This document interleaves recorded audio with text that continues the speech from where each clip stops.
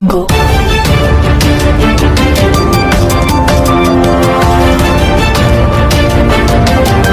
बर्तमान बड़ खबर पाणीपाग को नहीं बड़ सूचना नुआ अपडेट आसुची बड़ वर्षा पानी रे भासिब ओडिशा एसबू जिले में छेचिब प्रबल वर्षा गोटे नुहे आसुची दुईटी लघुचाप तेज जाना संपूर्ण अपडेट क्यों सब जिला कौन रही डिटेल्स इनफॉरमेशन ता पूर्व वीडियो को लाइक करंतु जदि पारुछंती आपनकर सांग साथी मान को वीडियो को शेयर करनियतु जदि फ्रेंड्स आपण माने हमर ई चैनल ले नुआ ही वीडियो देखछोंते पूर्व केबे भी सब्सक्राइब करनाती तबे निहाती चैनल को सब्सक्राइब करे सहित पाखरे आस्तुबा बेल आइकन को बजे रखतांतु तेबे आसुची दुईटी लघुचाप गोटे सप्ताह मध्य दुईटी लघुचाप सृष्टि बनाई पूर्वानुमान करिछि पाणीपाग केन्द्र जुलाई 7 रे गोटे लघुचाप सृष्टि होबाकु थिबा बेले 15 किंबा 16 तारिख रे आउ एक लघुचाप सृष्टि होई पारे बोली पूर्वानुमान करा जायछि।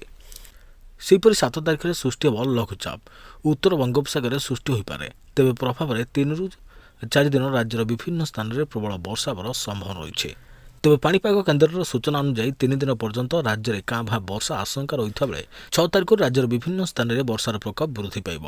सेहीपरि राज्य में जारी रही मौसुमी जनित वर्षा राज्य में एवं भी 26% नियंत्रित वर्षा होइछे। 17 जिले में वर्षा स्वाभाविक ठाରୁ कम होइछे। तेज जून 1 ରୁ जुलाई 2 तारिख भितर राज्य में 168.7 मिलीमीटर वर्षा रेकर्ड होइछे। 12 जिले में ठीक वर्षा स्थिति रही है। मालकानगिरी में स्वाभाविक ठारू अधिक वर्षा होता बेले बाकी 11 जिले में वर्षा परिमाण स्वाभाविक अच्छी। पाणीपाग विभाग आकलन है बर्तमान राज्य में बड़ वर्षार संभावना नहीं तथापि प्रतिदिन स्वल्प वर्षा हो पारे राज्यर अनेक स्थान में वर्षा संभावना रही तेज 5 ରୁ 6 तारिख मध्य किसी स्थान में प्रबल अति प्रबल वर्षा हो पारे।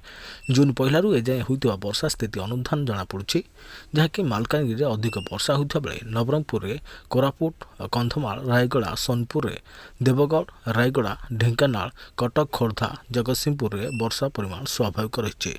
सबुठारु कम वर्षा होइछि मयूरभंज जिले में तेज यह जिले में वर्षा जी हवा कथा ताठारु 65% नियंत्रण रही स्थिति।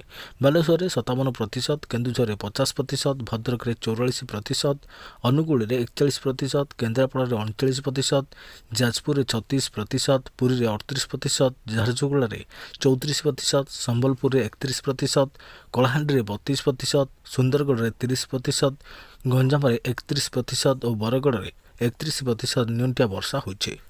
सेपटे लगातार वर्षा सत्वे उपकूल ओडिशा रे आर्द्रता परिमाण अधिक थिबारु गुळुगुळीर प्रकोप जारी रहिछे। तेबे आज मध्य राज्य में केतक स्थान में वर्षा हेबार संभावना रहिछे। सेही जिलागुड़िक हेउछि कटक जगतसिंहपुर सुंदरगढ़ झारसुगुड़ा केन्दुझर देवगढ़ मयूरभंज बालेश्वर जाजपुर और केन्द्रापड़ा। तेज वर्षा सहित किसी स्थान में बिजुली घड़घड़ी होबार संभावना रही है।